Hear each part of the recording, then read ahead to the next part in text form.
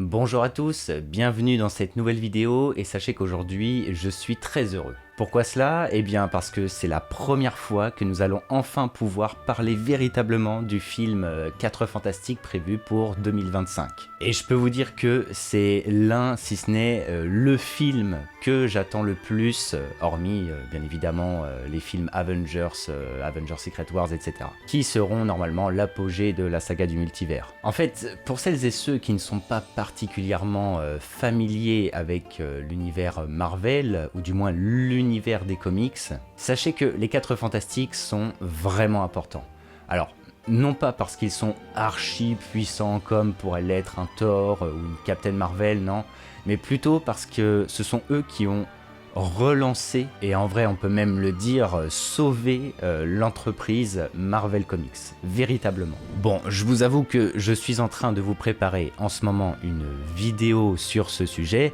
J'aimerais que l'on explore un petit peu plus l'univers des comics et l'histoire de leur création, mais ce qu'il faut retenir, c'est que les 4 Fantastiques sont de véritables légendes. D'une certaine manière, c'est un petit peu grâce à eux si nous avons aujourd'hui le MCU. Dans les années 50, le marché des comics s'est effondré. Et par le biais des 4 Fantastiques qui ont vu le jour en 61, Marvel a vécu une vraie renaissance. Et c'est ce qui a provoqué l'émergence de l'âge d'argent des comics, le moment où Marvel a commencé à créer une véritable continuité dans leur univers. Bon, et je me permets de rajouter un petit peu de contexte et de lore parce que c'est un sujet qui me passionne véritablement, mais la réussite des 4 Fantastiques est due notamment à la recette et l'alchimie de leur groupe. Au début des années 60, dites-vous que nous sommes dans une ère où la science devient un sujet particulièrement populaire. Les gens ont envie d'accéder au savoir et à la connaissance. C'est une époque où nous avons vécu de véritables avancées. La preuve en est, qu'est-ce qui a marqué les années 60 ?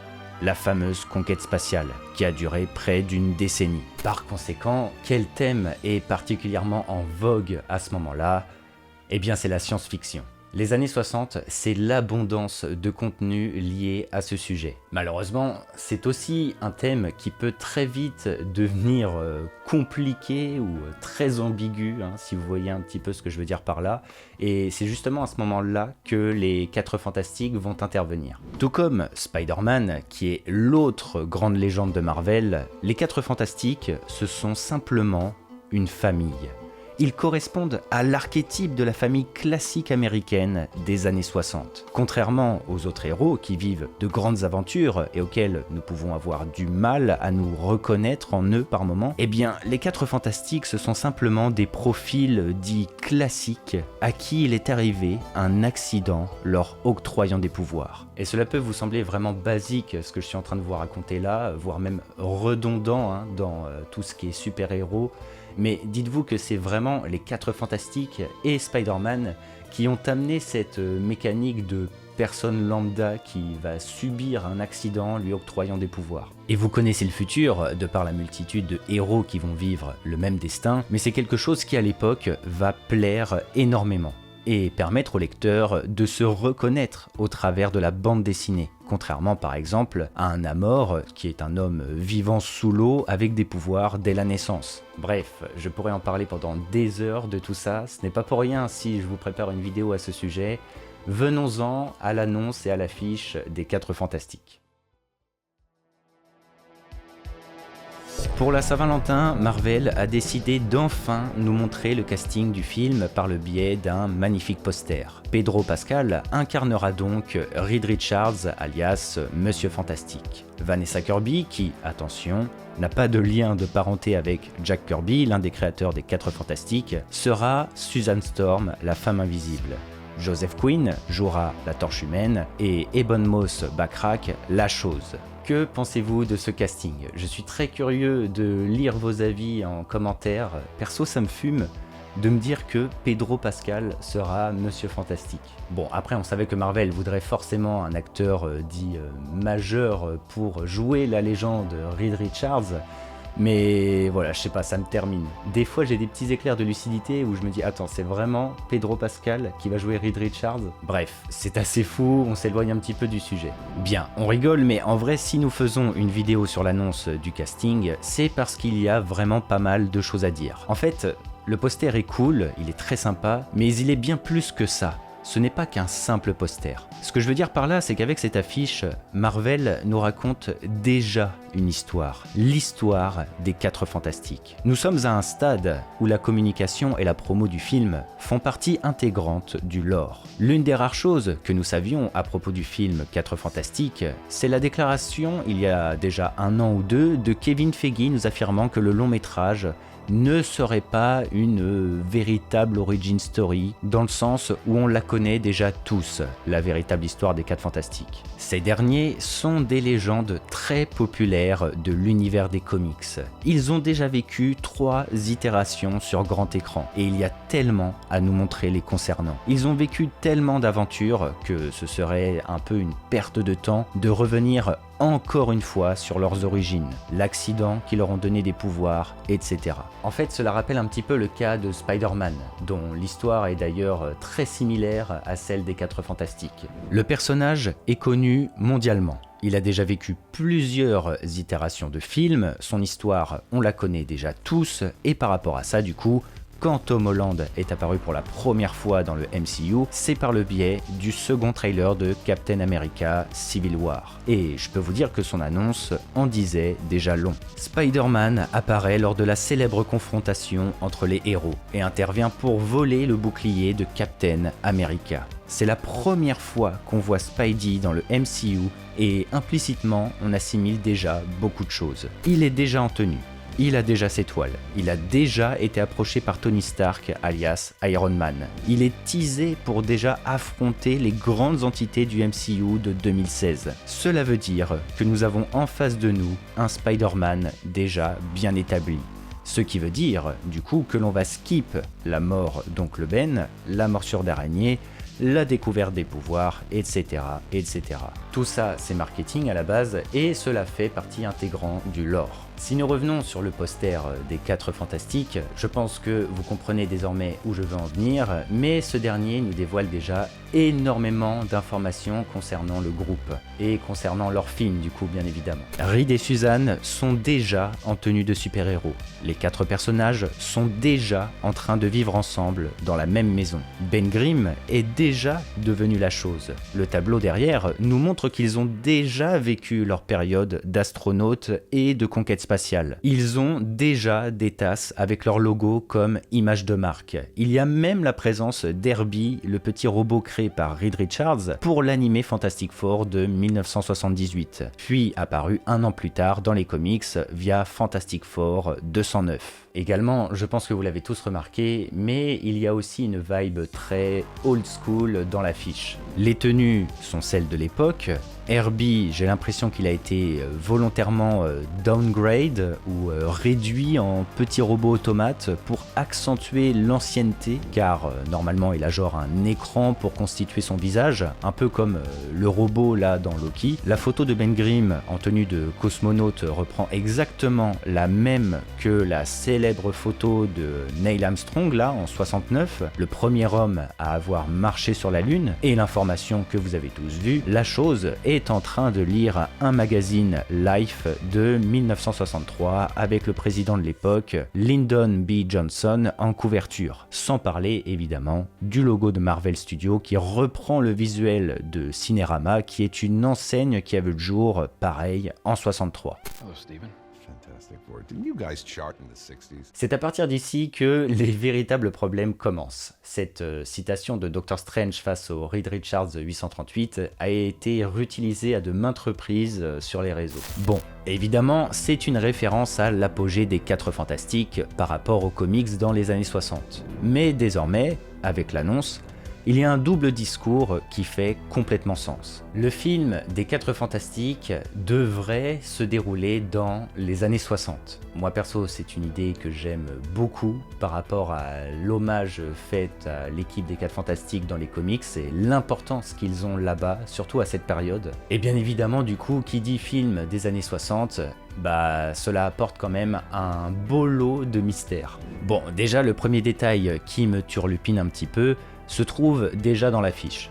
Le MCU se calque sur le monde réel, et donc l'histoire même de l'humanité. Ben Grimm, en tant que La Chose, lit un magazine de 1963. Pourtant, la photo derrière lui, calquée sur les images d'Apollo 11 en 1969, le montre en tant qu'humain, et donc cela veut dire que c'était avant de devenir La Chose. Perso, je pense qu'il s'agit d'un micro-piège, et que, tout comme dans les comics, il faut se tourner plus vers les balbutiements de la course à l'espace. Le plus logique serait que les 4 Fantastiques qui ont vu le jour en 61 soient en réalité un équivalent des premières équipes à avoir effectué des missions spatiales, avec le programme Mercury par exemple, celui qui a précédé Apollo et qui s'est terminé en 63. Ou alors peut-être que je me trompe complètement et que je fais vraiment fausse route, mais ce petit détail est quand même assez perturbant. Ensuite vient quand même la question du contenu du film. Si les rumeurs de l'époque, encore actuelles, s'avèrent véritables, nous devrions normalement avoir le célèbre dévoreur de monde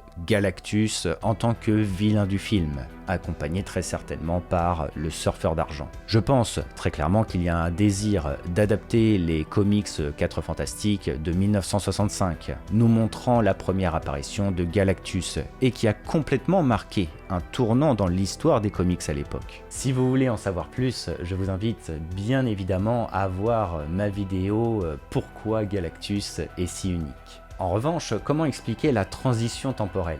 Car oui, même si le film devrait se passer dans les années 60, eh bien, l'équipe, quant à elle, des 4 Fantastiques, devrait, sur le long terme, rejoindre l'époque moderne. En vrai, il n'y a pas vraiment de réponse à cela pour le moment. Plusieurs pistes sont possibles, mais on ne peut rien affirmer en tout cas pour le moment. Néanmoins, essayons quand même d'explorer les possibilités. L'un des premiers choix serait le royaume quantique. Vous le savez tous désormais, c'est une dimension extrêmement liée au voyage temporel, c'est celle qui a permis aux Avengers d'effectuer leur casse temporelle, et le truc c'est que Hank Pym a généré sa formule permettant de rétrécir durant la décennie des années 60. En termes de cohérence, il est vrai, c'est pas mal, surtout que la NASA, qui serait du coup liée aux 4 Fantastiques, et le SHIELD ont déjà collaboré ensemble dans le MCU, notamment par rapport au Tesseract. Néanmoins, j'émets quand même une réserve, car pour moi, si voyage dans le temps il faudrait que les 4 Fantastiques aient une véritable raison de le faire. La thématique de l'accident,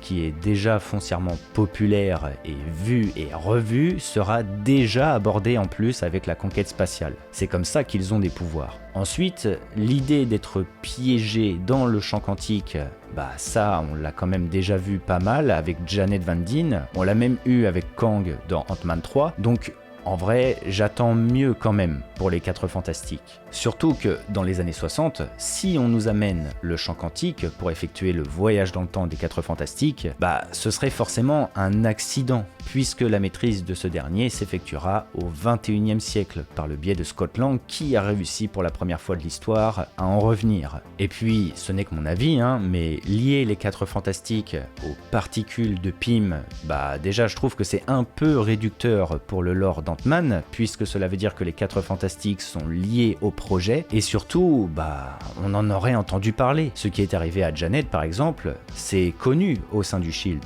Je pense vraiment que le mieux serait que les 4 Fantastiques soient dans leur coin, assez loin du SHIELD. Déjà, tout ce qui est années 60, c'est très peu développé dans le MCU, donc ils sont clairement libres là-dessus. Et puis en plus, à cette époque, les 4 Fantastiques, dans les années 60, ils sont quand même beaucoup plus assimilés à la NASA, à tout ce qui est conquête spatiale, ce genre de choses. Après sinon, moi j'avais pensé à la zone négative. S'il y a bien une dimension archi présente dans l'histoire des 4 Fantastiques au sein des comics, et bah c'est bien la zone négative. Pour celles et ceux qui ne connaissent pas trop cet endroit, c'est en gros une dimension où règne l'antimatière. Nous y retrouvons de la vie là-bas, il y a même de grands méchants qui y habitent, et les 4 Fantastiques n'arrêtent pas d'utiliser cette zone. Ils se sont déjà retrouvés piégés dedans, ils ont déjà banni un bon nombre de leurs ennemis là-bas, et dans les comics modernes, ils s'en servent même pour s'isoler de certaines menaces. Après, il reste quand même le problème que ce n'est pas vraiment un endroit lié au temps, normalement.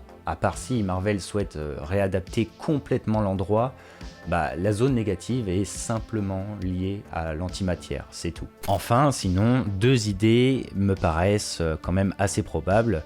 C'est que les 4 Fantastiques veulent vraiment voyager dans le temps pour une raison, ou bien qu'on vienne les chercher dans un but précis. Et je ne vous dis pas ça par hasard, car quand on se base sur les comics, la plupart du temps, quand les 4 Fantastiques sont liés au voyage dans le temps, dans le scénario, c'est parce que soit quelqu'un vient d'une autre époque, soit parce qu'ils veulent chercher ou changer quelque chose. Bon, après, je vous avoue qu'avec cette idée, nous pouvons quand même partir assez loin. Après, on ne peut se baser sur rien vraiment actuellement pour le moment là. Déjà, il faut quand même mentionner le TVA. Ces derniers peuvent tout à fait intervenir pour chercher les 4 Fantastiques comme ils vont le faire avec Deadpool. Ce qui me fait aller dans ce sens, c'est que Deadpool 3 vient nous confirmer que le TVA commence petit à petit à devenir central dans cette saga du multivers. Loki a permis de nous présenter l'endroit et de détacher complètement l'influence néfaste de Kang le Conquérant dans ce lieu. Et désormais purgé, le TVA a pu prendre une nouvelle direction pour désormais veiller sur le multivers. Et à partir de là, comme nous le montre Deadpool, l'endroit va pouvoir devenir une sorte de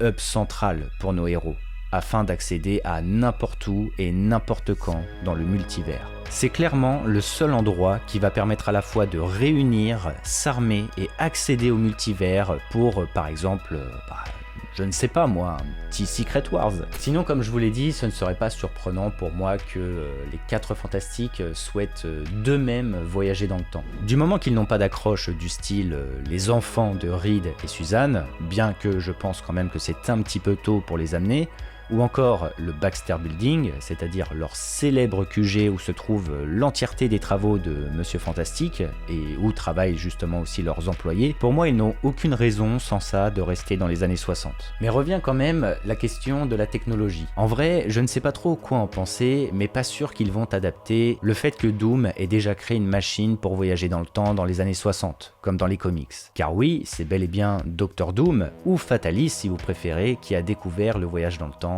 en premier. Sinon, cela pourrait être pourquoi pas lié à Galactus, dans le sens où il a annoncé qu'il reviendrait, je sais pas moi, dans le futur, du genre à notre époque, et les 4 Fantastiques seraient inquiets de ça, pourquoi pas. Ou bien, étant donné que c'est une sorte de divinité de l'espace, durant le combat final entre les Fantastiques et Galactus, ils sont transportés vers l'époque moderne. Sinon, il y a la possibilité, pourquoi pas, d'un anachronisme, qui nous dit pourquoi pas qu'un personnage comme Kang n'aurait pas laissé un artefact ou quelque chose à cette époque permettant aux Fantastiques aussi de voyager dans le temps. Il semble que nous nous tournions par exemple vers ce concept pour Shang-Chi par rapport aux 10 anneaux. Donc voilà. Après, je vous avoue qu'on n'a pas trop parlé du GOAT Dr Doom. Est-ce qu'il sera lui aussi dans les années 60 ? Il y a de très fortes chances pour qu'il apparaisse dans le film lui aussi, donc est-ce qu'il ne pourrait pas être la raison ou le moyen pour voyager dans le temps ? Est-ce qu'il sera déjà présenté comme un voyageur multiversel ? Je pense que c'est un sujet très intéressant pour une prochaine vidéo, car désormais, voilà, nous le savons, Marvel souhaite s'éloigner petit à petit de Kang le Conquérant. Ce qui est quand même assez discutable, on peut le dire. Mais du coup, cela peut permettre de l'autre côté d'avoir l'avènement de Dr Doom.